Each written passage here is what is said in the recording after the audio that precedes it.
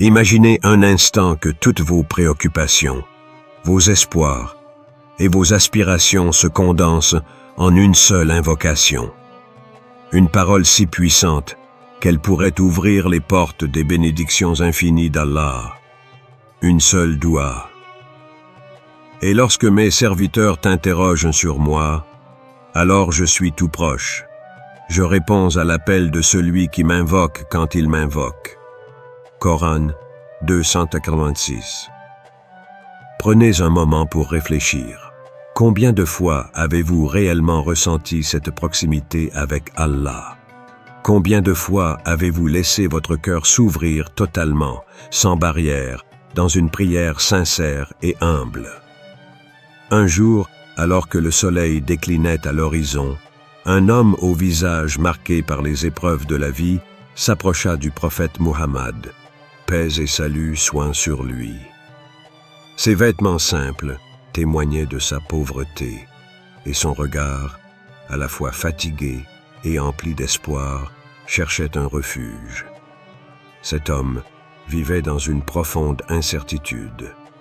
Ses jours étaient rythmés par le manque, et ses nuits étaient tentées par l'angoisse.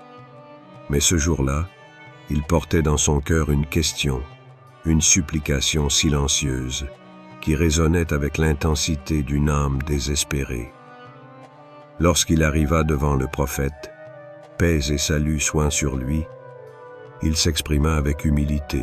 « Ô messager d'Allah, enseigne-moi une invocation, une parole unique, qui me suffira pour tout. » Le prophète Muhammad, paix et salut soient sur lui, connu pour sa compassion et sa sagesse infinie, répondit avec des mots simples mais profondément significatifs. 10. La ilaha illa anta, subhanaka, inni kuntu minaz zalimin. Il n'y a pas de divinité en dehors de toi. Gloire à toi. J'ai été parmi les injustes. Ces mots, d'une profondeur inégalée, étaient une clé vers la lumière, une vérité intemporelle transmise à travers les âges. Le prophète Muhammad, paix et salut soient sur lui, savait que cette invocation portait en elle une puissance transcendante, car elle avait été récitée par le prophète Yunus, Jonas, un autre serviteur d'Allah, dans des circonstances d'une intensité inimaginable. Le prophète Yunus, paix soit sur lui, s'était retrouvé dans l'obscurité totale, emprisonné dans le ventre d'une baleine.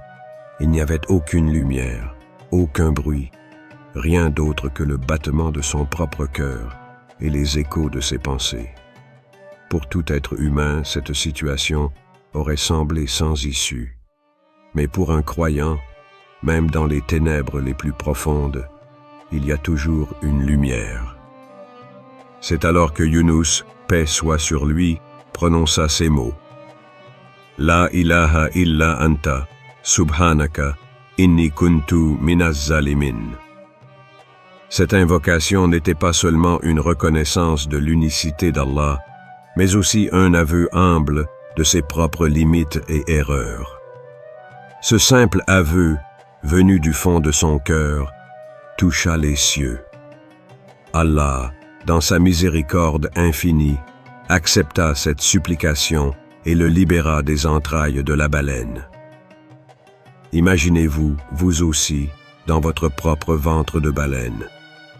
Peut-être que ce sont les ténèbres de l'incertitude financière, les pressions sociales ou une douleur intérieure que vous gardez enfouie.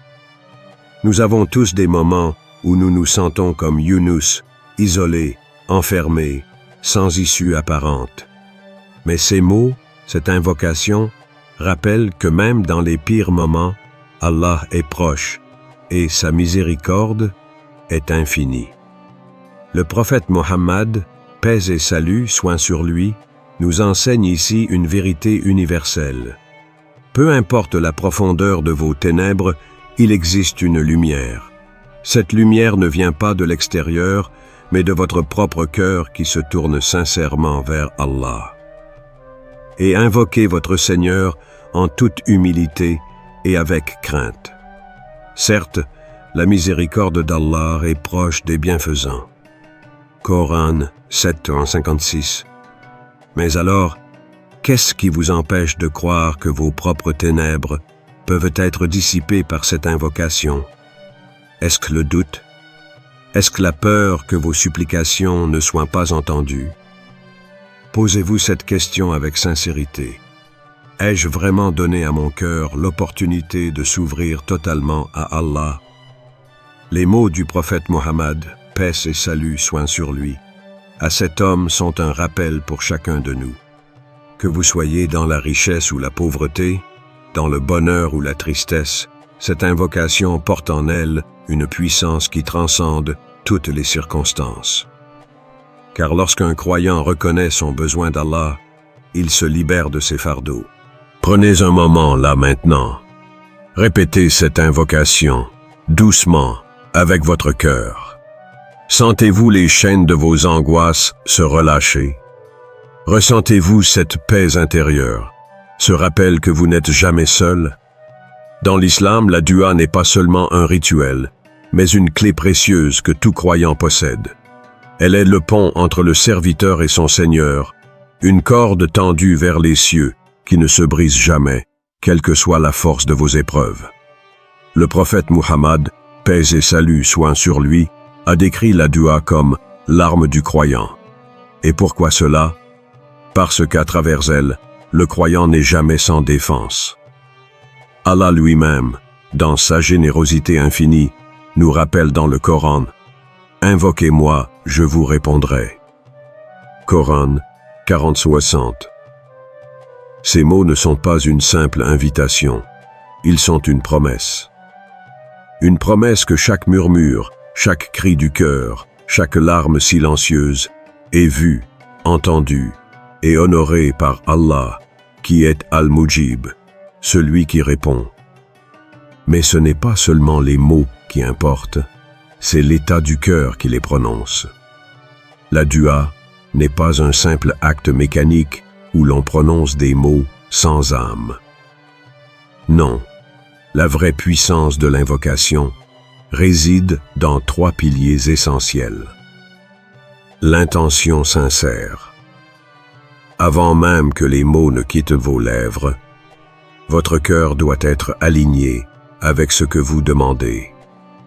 Allah ne regarde ni vos apparences, ni vos biens, mais ce qu'il y a dans votre cœur. Avez-vous déjà pris un moment pour purifier vos intentions avant de demander quelque chose? L'humilité profonde. La dua est un aveu de dépendance. Lorsque vous invoquez Allah, vous reconnaissez que tout pouvoir lui appartient. C'est un acte de soumission qui rappelle que, peu importe votre force ou vos capacités, vous êtes limité. La certitude absolue. Le croyant doit invoquer Allah avec la conviction que la réponse viendra. Le prophète Mohammed, paix et salut soient sur lui, a dit « Invoquez Allah en ayant la certitude qu'il vous répondra » rapporté par Tirmidhi. Mais demandez-vous, avez-vous déjà invoqué Allah avec une telle confiance que vous sentiez déjà la réponse dans votre cœur, même avant qu'elle n'arrive? Cette certitude est un acte de foi pur, un témoignage que vous croyez en la promesse d'Allah, sans l'ombre d'un doute. Ce monde est un champ d'épreuves, un lieu où chaque âme est testée. Les difficultés ne sont pas des punitions, mais des opportunités. Des opportunités pour se tourner vers Allah et renforcer notre foi. Et c'est là que la dua devient un outil puissant. Et lorsque mes serviteurs t'interrogent sur moi, alors je suis proche. Je réponds à l'appel de celui qui me prie quand il me prie. Coran 2. Pensez à vos propres épreuves. Peut-être traversez-vous une période d'incertitude, de chagrin ou de lutte. Quelle est votre réaction dans ces moments? Est-ce que vous tournez votre cœur vers Allah ou vous laissez-vous submerger par le désespoir? Rappelez-vous que même dans les moments où tout semble perdu, la dua peut transformer les ténèbres en lumière, les chagrins en sérénité et les épreuves en bénédiction. L'histoire de Younous, paix soit sur lui, en est un exemple puissant. Enfermé dans le ventre de la baleine, il aurait pu se résigner. Mais au lieu de cela, il a invoqué son Seigneur, avec humilité et foi, et Allah l'a libéré de l'obscurité. Prenez un moment pour réfléchir. La dernière fois que vous avez invoqué Allah, quelle était votre intention? Étiez-vous dans un état de soumission totale, conscient qu'Allah est le seul à pouvoir répondre à vos besoins? Posez-vous cette question. Ai-je vraiment cru en la promesse d'Allah? Ou mes invocations étaient-elles accompagnées de doutes? Ce n'est pas une question pour vous juger, mais pour vous aider à recentrer votre cœur. Car invoquer Allah, c'est un acte d'amour, un témoignage de confiance absolue en sa sagesse et en sa miséricorde. Le prophète, paix et salut soient sur lui, a enseigné que la dua est la plus grande arme du croyant. Il a dit, « Celui qui ne demande rien à Allah, Allah est en colère contre lui. » Rapporté par Tirmidhi. Pourquoi cette insistance sur la dua? Parce qu'en ne demandant rien, nous nions notre dépendance envers notre Créateur. En revanche, lorsque nous demandons, nous affirmons notre foi et notre confiance en sa capacité à tout accomplir. Imaginez que vous êtes face à une porte verrouillée. Vous avez la clé, mais vous choisissez de ne pas l'utiliser. Cette clé, c'est la dua. Si vous ne l'utilisez pas, la porte restera fermée. Mais si vous la tournez avec foi et humilité, vous découvrirez les trésors qui se trouvent derrière. La dua n'est pas seulement un acte, mais une expérience spirituelle. C'est dans ces moments d'intimité avec Allah que vous vous rappelez pourquoi vous êtes ici sur cette terre. Et Allah, dans sa bonté infinie, écoute chaque mot, chaque souffle, chaque battement de cœur. Alors, pourquoi hésiter? Prenez un moment aujourd'hui. Invoquez Allah avec intention, humilité et certitude. Et souvenez-vous, chaque doua sincère, même celle qui semble simple ou insignifiante, a le pouvoir de transformer votre vie. Que demandez-vous à Allah aujourd'hui? Et surtout, croyez-vous qu'il vous répondra? Il existe une invocation qui englobe tout ce que vous pourriez désirer. Rabbana atina fid dunya hasanatan wa fil akhirati hasanatan wa qina azaban nar. Ô notre Seigneur, accorde-nous le bien ici-bas et le bien dans l'au-delà, et préserve-nous du châtiment du feu. Coran 2:201. Prenons un instant ensemble pour méditer sur cette invocation. Qu'est-ce que le bien ici-bas signifie pour vous? Est-ce une famille aimante, une santé florissante, ou une tranquillité d'esprit? Et qu'en est-il du bien dans l'au-delà? Imaginez un instant être accueilli par les portes du paradis, le sourire d'Allah sur vous. Maintenant, répétez cette invocation. Sentez-vous la sérénité qu'elle apporte? On raconte qu'un esclave du temps du prophète, paix et salut soient sur lui, constamment maltraité, récitait sans cesse: Hasbi Allahu la ilaha illa huwa, alayhi tawakkaltu, wa huwa rabbul arshil adim. Allah me suffit, il n'y a de divinité que lui. En lui je place ma confiance, et il est le Seigneur du trône immense. Un jour son maître, étonné de voir cet esclave si paisible malgré ses épreuves, demanda: « Pourquoi es-tu toujours serein malgré tes souffrances ?» L'esclave répondit, « Parce que mon Seigneur est plus grand que mes épreuves. » Ce maître finit par libérer cet esclave, touché par sa foi inébranlable.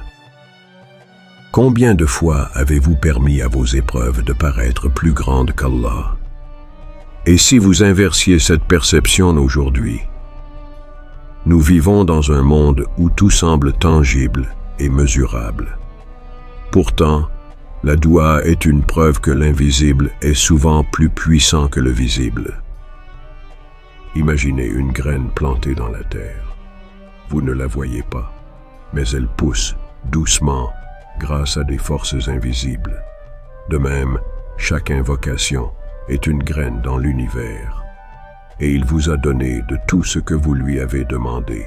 Si vous comptiez les bienfaits d'Allah, vous ne sauriez les dénombrer. Coran 14:34. Posez-vous cette question. Quelles graines avez-vous plantées dans votre cœur aujourd'hui? Des graines de gratitude, de foi ou de désespoir? Aujourd'hui, Allah vous donne l'opportunité de changer votre vie avec une seule dua.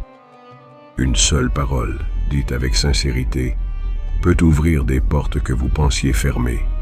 Essayez. Invoquez Allah avec amour, avec espoir et avec la certitude que celui qui est Al-Wahhab, celui qui donne sans compter, répondra à vos prières. Prenez un moment là, maintenant, et dites cette invocation avec votre cœur. Car comme l'a dit le prophète Muhammad, paix et salut soient sur lui. Allah est plus proche de vous que votre veine jugulaire. Et si cette invocation était celle qui transforme votre vie à jamais?